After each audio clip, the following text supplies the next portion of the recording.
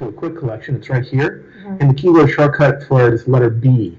Okay. So you could use it anywhere within Lightroom whenever you're viewing a picture. So if you're in this in a preview, a big one, just hit the letter B, and it will put that in a quick collection. So could you do that in the grid view if you were selected on one photo as well? Yeah. Okay. It's just a shortcut. All right, perfect. So if I hit B, it should put it on there. If I'm in this and I hit B, it'll either put it in there or remove it if it's already there, I think. Thank you. So, yeah. Question from Bodkin Photography. With dual monitors, can you have one with menus only? Can I have one with menus only? I guess maybe with no pictures at all. In here, I can be in normal screen mode, full screen mode, or full screen with no menu bar. But I don't know about having it with just the menu. Don't know about having a setting for that. Let's see. Not that I can see. Okay. Sandra from New York said, after you flag and deflag your collection, can you sort your images so you'll have the flag deflagged on top of your list? So you have it on top of your list. Not sure if I completely understand that, but the main thing is once you've flagged images, you can filter so you only see the images that are flagged, and then you can drag those flagged images to a collection to store them. But I don't know if I understand the exact question that she's getting at there as far as the wording goes.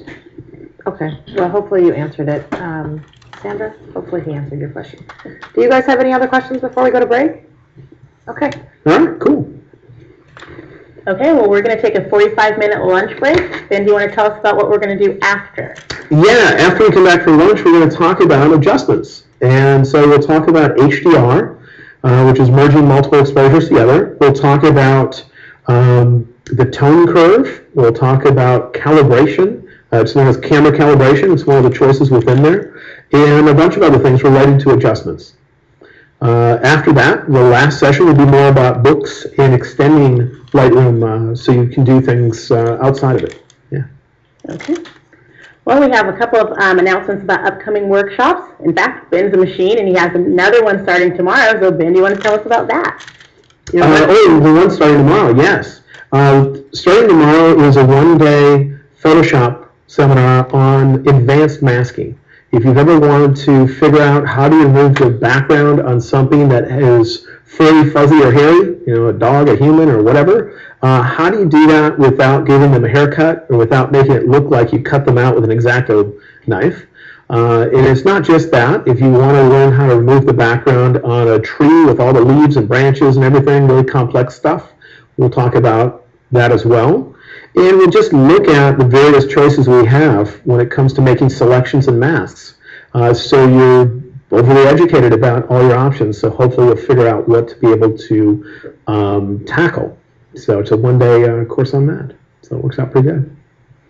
Okay, and we have actually another workshop after that, which is going to be on February 6th through 8th. It's wedding photography with Marcus Bell.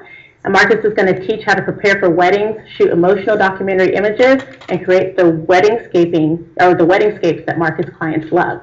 So go over to that course page and click enroll, and you'll get all the updates on that. Cool. We'll have an awesome sauce to review. Ben likes the awesome sauces. Yep.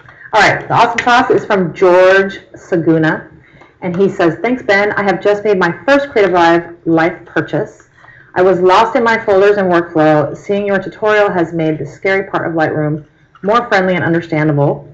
And as a side note, if you want to come over to Gozo, a little island in the middle of the Mediterranean, you will be able to get very old vintage buses, and I mean old, very old. I love Creative Life. When I went to Burma, there were really, really old buses. We went and took a hot air balloon ride. Well, I should say I did. Oh my God!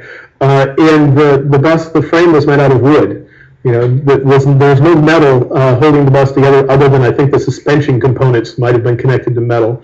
But I've never seen one. Or what are we talking about? It might have been 1910, 1920. I don't know, but it rattled like crazy, and it was really interesting. But I've never seen something that old that is still running.